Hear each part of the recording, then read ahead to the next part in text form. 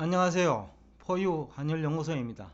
오늘은 외환시장 얘기를 좀 해야 되겠습니다. 또 그리고 외환과 주식시장은 또 밀접하니까 함께 얘기를 하면 지금 주식시장도 그렇고 외환시장도 그렇고 향후 어떻게 될 것인지 모두 다 궁금하실 거예요. 우선 외환시장부터 먼저 얘기를 좀 해야 되겠는데, 지금 수출 실적이 사상 최대라고 하잖아요. 그죠? 그럼에도 불구하고 문제는 순대외 채권이 지금 감소하고 있다는 사실이에요. 이건 중요한 거예요. 수출 실적은 뭐 지난달에도 거의 사상 최대를 기록했을 거예요. 또 이번 달에는 9월 달이죠. 9월 달에는 또 그걸 갱신했고, 그러면 8월과 9월 2개월 연속 사상 최대치를 경신을 했는데 왜 순대외 채권이 감소할까요? 쉽게 하면 대외 채권은 받을 돈입니다. 우리나라 전체적으로 외국에서 받을 돈. 대외 채무는 우리나라가 갚아야 될 돈입니다. 그러면 수출 실적은 어디에 들어갈까요? 바로 현찰을 받는 경우도 있지만은 다 못 받은 경우도 있고, 기업들이 요새는 해외 지사가 많으니까 부품을 수출하면 거기 해외 지사에서 부품을 또 현지 법인한테 납품하거나 아니면 조립할 거예요. 그러면 이제 외상 매출금 형태로 기록이 됩니다. 근데 수출은 통관 기준이거든요. 세관을 통관하면 수출이에요. 그게 이제 돈이 들어오느냐 안 들어오느냐 하고는 직접적인 관계가 없다라는 거죠. 시간이 지나면서 이제 들어올 수는 있는데, 쉽게 하면 달러 공급이 될 수 있는데, 현 시점에서는 달러 공급으로 나타나지 않을 수 있다는 거죠. 외상 매출금일 경우에는. 그러면 이제 순대외 채권은 외상적 매출금이 증가해도 증가합니다. 그렇잖아요. 그런데 왜 순대외 채권이 감소하느냐는 거죠. 그러면 대외 채무가 더 빠른 속도로 증가하고 있다는 거죠. 그럼 대외 채무는 왜 빠른 속도로 증가할까요? 제가 볼 적에는 지금 여러 가지 이유가 있을 수 있는데, 올해 같은 경우에는 환율 전망에 실패한 것도 대외 채무 증가 요인일 거예요. 예를 들면 조선업체가 올 연초에 환율 전망에 실패했잖아요. 그죠? 패널들이 실패하니까 대부분 실패할 가능성이 높아요. 그러면 선물은 매도를 합니다. 그럼 환율이 원래처럼 올라버리면 거꾸로 내리지 않고, 그러면 환차 손이 생기거든요. 그거는 이제 외국에서 막아야 됩니다. 그러면 외국에서 막아야든 아니면 은행에서 돈을 빌려든 막아야 된다는 거죠. 은행에서 현금을 빌리면, 원화자금을 빌리면 은행이 결국 외화와 연동된 문제니까 외국에서 차입을 해야 돼요. 그럴 경우에는 채무가 증가합니다. 그래서 제가 통계를 봤더니 실제 은행들이 빚이 늘어나고 있어요. 그 이상하잖아요. 수출이 증가하는데, 사상 최대치를 기록하는데 은행의 빚이 증가하는 거예요. 해외에서 빌린 돈이 증가하는 거예요. 그러니까 무엇을 의미하느냐 하면요, 지금 우리나라의 수출에 좀 뭔가 우리가 모르는 무엇이 있다. 상식적으로 우리가 한번 생각해 보면, 수출은 통관 기준이라고 했잖아요. 그런데 아시아 비중이, 우리가 중국하고 아시아 등지에 대한 수출 비중이 높다는 거죠. 그럼 현지에서 그것이 매출이 안 될 수 있어요. 아니면 IT 제품 같은 경우에는 한 6개월만 지나도 문제가 있는 제품이 돼버려요. 쉽게 하면 또 다른 신제품이 나와버린다는 거죠. 그러면 오래된 제품은 수출에는 실적이 잡혔는데 중국이나 아시아 현지에 가서 팔리지 않고 있을 수 있잖아. 그죠? 그러면 그것은 나중에 헐값으로 판매해야 됩니다. 그러면 통계와 현실이 다를 수 있다는 얘기를 하는 거고요. 그래서 일단 우리 환율이 연초에 지난해 4분기입니다. 지난해 4분기에 1117원 했어요. 평균 환율이. 물론 1000원 이하도 있었는데, 그 다음에 9월 10월에는 또 환율이 그래 나쁘지 않았거든요. 그러니까 12월 초에 이제 많이 나빠한 거죠. 그러니까 나쁘다는 얘기는 낮아졌다는 거거든요. 그런데 이제 2분기 말에 1157원인데 3분기 말에는 이거는 평균인데 3분기 말에는 1180원까지 올라갔으니까 한 70원 가까이 올랐네요. 그러니까 한 5, 6% 올란 거죠. 달러 인덱스는 5%밖에 안 했는데 이제 우리가 조금 더 올랐어요. 근데 아마 정부가 좀 더 추가적으로 상승 요인이 있는데 아마 정부가 외환시장에 개입했거나 아니면 외화를 들고 있는 그 삼성 같은 경우에서 그 가지고 있는 달러를 매수했을 수 있어요. 그래서 이제 1180원을 어느 정도는 이제 고점으로 보고 있다라는 거죠. 이제 실제 고점이 될 수 있는지는 또 별개 문제입니다. 저는 아니라고 보거든요. 1200원까지는 갈 수 있다고 보는데, 자, 오늘은 이제 환율 얘기를 하면서 순 대외 채권 얘기하는 거예요. 그러니까 대외 채권과 대외 채무 얘기를 하고 있는 거예요. 근데 대외 채권 증가 속도는 느려요. 근데 대외 채무 증가 속도가 빠르다는 거예요. 그래서 이게 무역수지 흑자와 관련해 갖고 연결이 안 되는데, 굳이 연결로 시키 볼 수 있다면 바로 그 코로나 사태와 연결돼 가지고 통관 기준으로는 수출이 증가했는데 현지에 가서 판매가 안 되는 거예요. 판매가 안 되니 원자재는 계속 수입해야 되잖아요. 또요, 그죠? 우리나라는 원자재를 수입해 가지고 그것을 가공하는 국가니까, 그러니까 원자재는 수입을 해야 되니 돈을 줘야 되잖단 말이에요.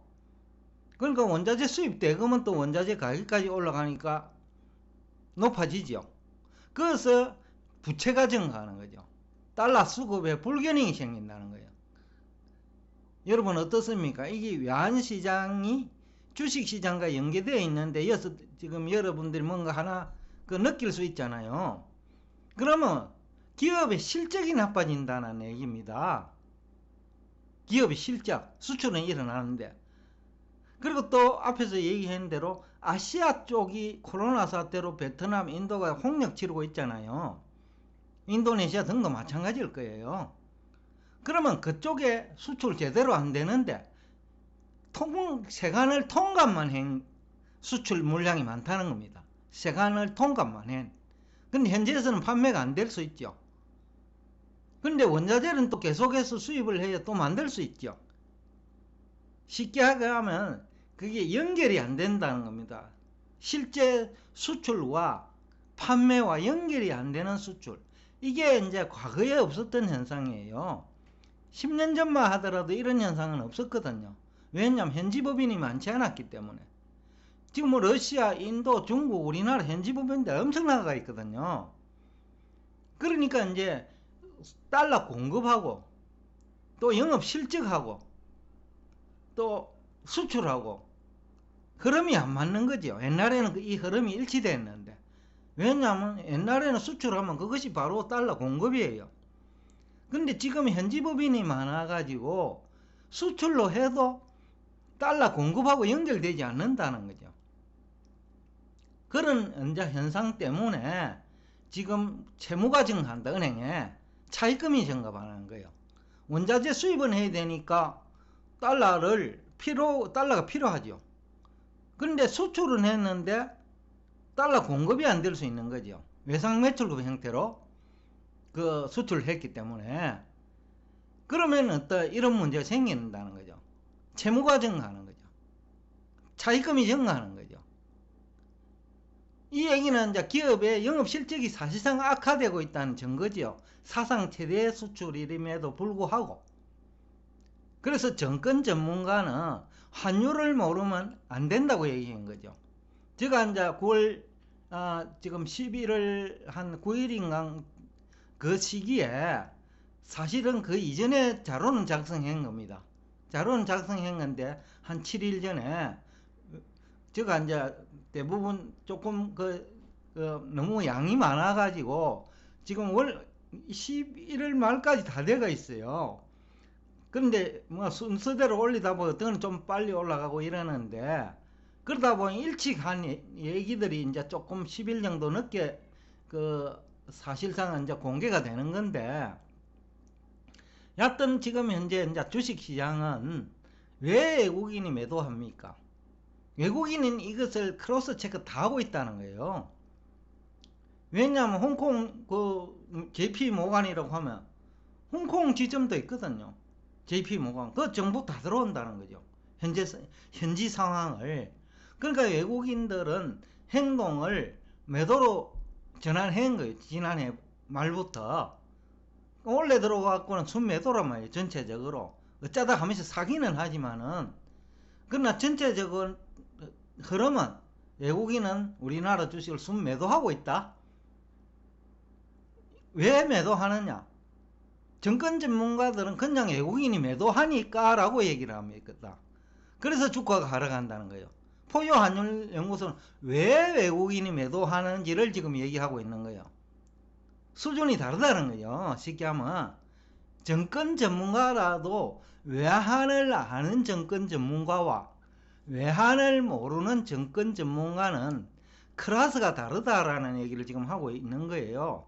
그래서 제가 사실상은 그 자료가 한 10일 전에 만든 게 공개가 되기 때문에 실질적으로는 8월에 그 자료를 만들었다고 보면 됩니다. 제가 8월부터 준비를 했으니까.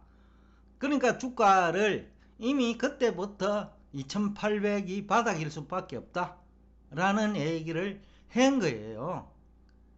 자, 제가 하고자 하는 얘기가 뭐냐 하면, 시장을 보는 눈도 외환을 한 사람과 외환 관련 지식은 없고 그냥 외국인이 매도하니까, 또 수출 시장 환경은 모르고 그냥 외국인이 매도하니까, 그 다음에 수출 실적이 사상 최대치니까, 와, 수출 실적이 사상 최대치라는 그것을 강조한다는 거죠.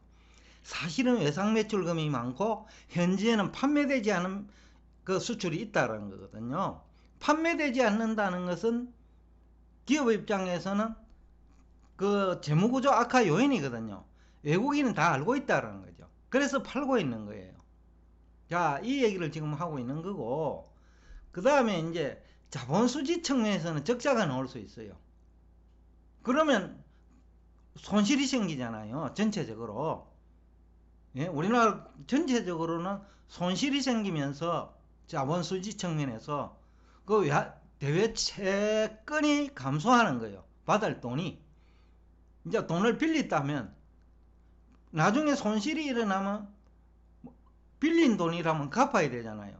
그러면 외국과의 거래에서 발생한 거니까 은행이 대외 차입을 합니다. 은행이. 그러니까 결국은 은행 차입금이 증가하는 거예요. 외국 금융회사로부터 차입을 하죠. 실제로 그 통계를 찾아보니 그 차입금이 증가하더라고요. 그러니 지금 현재 이런 연결고리를 모르면 주식시장도 알 수 없다. 그리고 환율도 알 수 없다. 근데 수출이 사상 최대치인데 왜 환율이 올라가느냐 라는 얘기를 하죠. 그 단순한 외환 전문가들 있잖아요. 그런 사람 많잖아요. 김영익 교수라든지 뭐 그런 분들, 또 뭐 신문사 논설위원, 이 구체적인 지식이 없단 말이에요. 그냥 무역수지 사상 최대다, 이거를 가지고 환율 전망을 하면 실패한다는 거죠. 또 이걸 가지고 주식시장 전망을 하면 실패한다는 거죠. 그래서 오늘 제가 환율과 주식을 연계해 가지고 얘기하는 이유입니다. 그래서 무역수지 흑자는 사상 최대치를 지속하더라도 기업의 실적은 나빠질 수 있다는 거고, 또한 그 자산, 예상매출금은 자산이잖아요. 그건 대차대조표 항목에 들어간다는 거죠. 근데 손익계산서로 바로 연결되기 위해서는 그것이 현지에서 또 판매가 돼야 돈이 들어오잖아요. 그죠?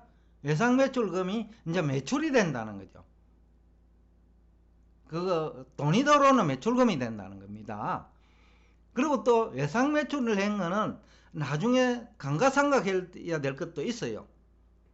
현지에 판매를 해갖고 현지 지사까지만 가가 있어요.